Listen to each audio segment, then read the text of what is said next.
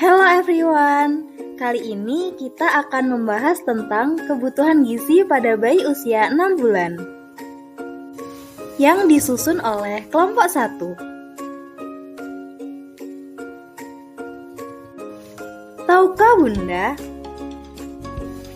Setelah bayi berusia 6 bulan, ASI saja tidak lagi mampu untuk memenuhi kebutuhan nutrisi. Maka dari itu, perlu tambahan makanan pendamping ASI atau juga disebut dengan MPASI.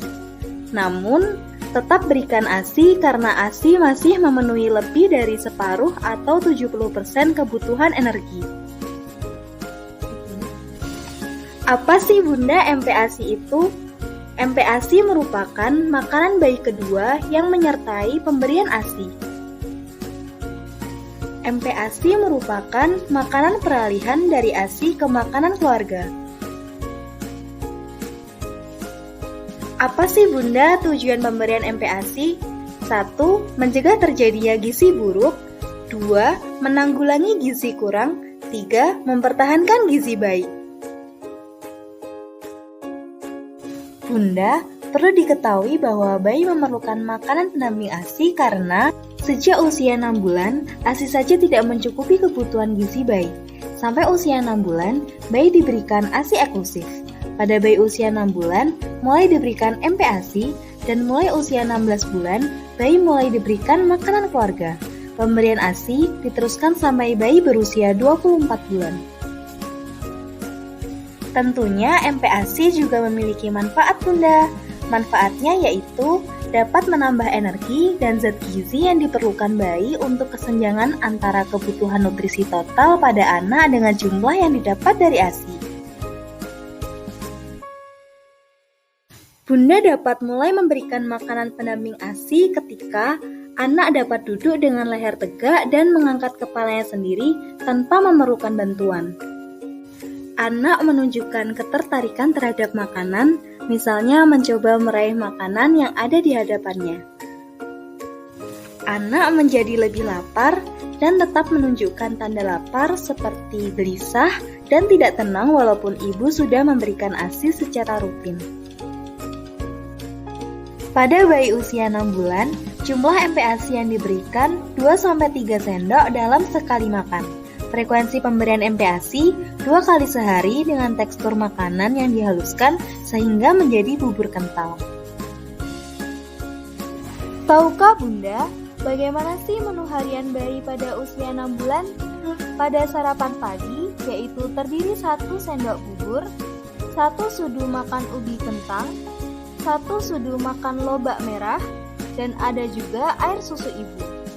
Lalu selanjutnya, pada minum pagi, terdiri dari 1 sudu makan buah dan juga air susu ibu. Selanjutnya, pada makan tengah hari, ada 1 sendok bubur, 1 sudu makan bayam dikisar, 1 sudu teh isi ikan dikisar, setengah sudu teh minyak sayur, air kosong, dan juga ada air susu ibu. Lalu pada minum petang, terdiri dari 1 sudu makan pisang dan juga air susu ibu. Selanjutnya, pada makan malam, terdiri dari 1 sendok bubur, 1 sudu makan bayam dikisar, setengah sendok teh minyak sayur, dan juga air kosong. Lalu yang terakhir pada minum malam yaitu hanya diberi air susu ibu. Beberapa makanan MPASI yang dapat dibuat sendiri yaitu: yang pertama, pure pisang. Pisang kaya akan kalium dan serat yang baik untuk tubuh bayi. Selain itu, pisang juga lembut dan dapat dicerna dengan baik oleh bayi. Berikut ini cara membuat pure pisang. 1. Pilih pisang yang matang. 2. Cuci pisang yang belum dikupas dengan campuran air dan cuka untuk menyingkirkan bakteri dan keringkan. 3. Kupas pisang dan potong kecil-kecil. 4. Haluskan pisang dengan food processor. 5. Campur pisang dengan air atau ASI hingga mencapai konsistensi yang diinginkan. Yang kedua, bubur hati ayam.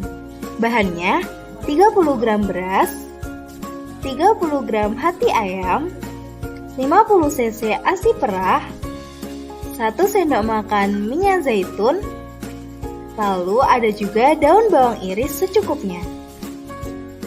Cara pembuatannya antara lain: 1. Masak beras hingga menjadi bubur, angkat dan saring hingga halus, lalu sisihkan. 2. Tumis hati ayam dengan minyak zaitun bersama daun bawang sampai masak. Setelah itu, saring dengan penyaring kawat, lalu sisihkan. 3. Campur rata bubur hati ayam dengan ASI perah, lalu sajikan. Bunda, dalam pemberian MPASI ada beberapa hal yang perlu diperhatikan. Yang pertama, protein nabati dan hewani diberikan sejak usia 6 bulan. Yang kedua, telur, daging, dan ikan diberikan dalam keadaan benar-benar matang. Yang ketiga, pemberian jus buah tidak disarankan untuk anak berusia di bawah 1 tahun. Keempat, madu dapat diberikan setelah anak berusia 1 tahun. Kelima, pisahkan telenan yang digunakan untuk memotong bahan mentah dan bahan matang. Keenam, hindari pemberian makanan dengan kadar lemak tinggi, pemanis, dan penyedap rasa tambahan. Ketujuh, minyak, mentega, atau santan dapat digunakan sebagai penambah kalori. Kedelapan, perhatikan kebersihan tangan dan peralatan dalam mempersiapkan MPASI. Yang kesembilan, pastikan kebersihan tangan anak sebelum memulai makan. Selain itu, ketika memberikan MPASI antara lain usia bayi, frekuensi makan bayi, jenis makanan, tekstur makanan, variasi makanan, dan yang tidak kalah penting adalah kebersihan makanan. Kunci pemberian MPASI dengan maksimal adalah Triple T, yaitu singkatan dari tepat waktu, tepat jumlah dan frekuensi, dan tepat penggunaan bahan makanan. 1000 hari pertama sangat penting bagi pertumbuhan bayi. Apabila bayi tidak mendapatkan pertumbuhan baik, dapat merusak perkembangan fisik dan kognitif, lebih rentan terhadap penyakit, banyak mendapatkan rintangan di sekolah, obesitas ketika dewasa, dan rentan terkena penyakit jantung, diabetes, dan penyakit regeneratif lainnya. Tentunya stunting dapat dicegah Bunda, yaitu dengan mendapatkan nutrisi yang baik, dimulai ketika pada saat kehamilan harus mengonsumsi makanan yang sehat dan seimbang. Berikan ASI eksklusif selama 6 bulan pertama. Setelah 6 bulan, berikan bayi ragam makanan tambahan dan berikan ASI hingga bayi berumur 2 tahun. Lingkungan yang bersih dan merevitalisasi pos kesehatan ibu dan anak juga dapat mencegah stunting. Kebutuhan gizi harian pada bayi terbagi menjadi 2 Bunda, yaitu makro dan juga mikro. Zat gizi makro harian pada bayi yaitu yang pertama, energi sejumlah 550 kilokalori, yang kedua protein sejumlah 12 gram, yang ketiga lemak sejumlah 34 gram, dan yang keempat ada karbohidrat sejumlah 58 gram. Lalu, zat gizi mikro harian pada bayi yaitu yang pertama vitamin, yaitu vitamin A sejumlah 375 mikrogram, vitamin D sejumlah 5 mikrogram, vitamin E sejumlah 4 mg, vitamin K sejumlah 5 mikrogram. Lalu ada juga mineral.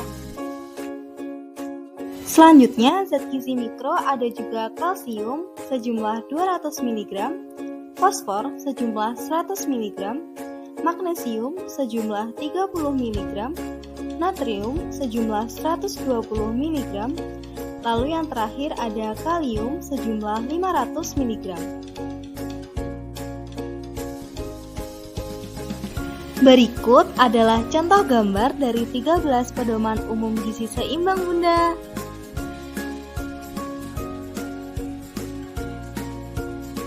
Terdapat 13 pesan yaitu yang pertama, makanlah aneka ragam makanan. Yang kedua, makanlah makanan untuk memenuhi kecukupan energi. Yang ketiga, makanlah makanan sumber karbohidrat setengah dari kebutuhan energi.